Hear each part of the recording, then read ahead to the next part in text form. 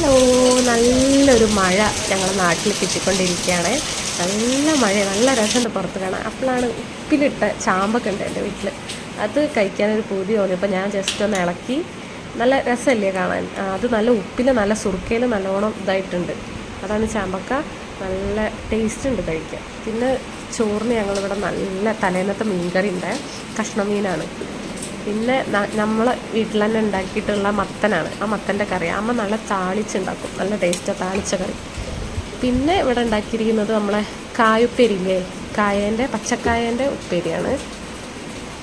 പിന്നെ ഇത് മുതിരയല്ല, ഇതിൻ്റെ പേര് എനിക്ക് ഓർമ്മയില്ല. ഇത് നല്ല ടേസ്റ്റാണ്.